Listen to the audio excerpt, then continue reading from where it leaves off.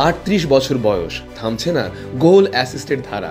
Lionel Messi এখনও ভেঙে যাচ্ছেন একের পর এক রেকর্ড।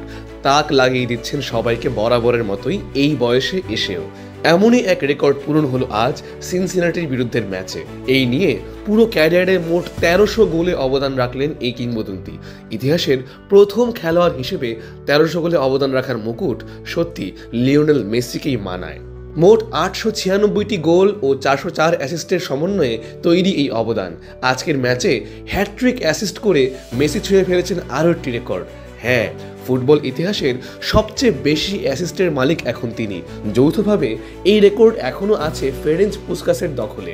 তবে মেসির হয়তো আর একটি ম্যাচ প্রয়োজন হবে ইতিহাসের সবচেয়ে বেশি অ্যাসিস্ট দাতার মুকুটটি এককভাবে নিজের করে নিতে।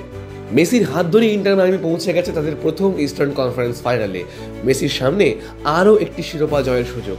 সেই তুলনায় ক্রিশ্চিয়ানো রোনালদো কিন্তু পিছিয়ে আছেন। কিংস কাপ ছাড়া অন্য কোনো শিরোপার কাছাকাছি এখনও যেতে পারেননি তিনি। ব্যক্তিগত পরিসরে করছেন গোল, কিন্তু সামষ্টিকভাবে কিছু করতে পারছেন না। রোনালদোর সঙ্গে মেসির পার্থক্যটা এই জায়গাতেই। মেসি সবাইকে নিয়ে খেলতে পারেন। আজকের ম্যাচেও গোল তিনি একটা করেছেন, কিন্তু অ্যাসিস্ট করেছেন ৩টি।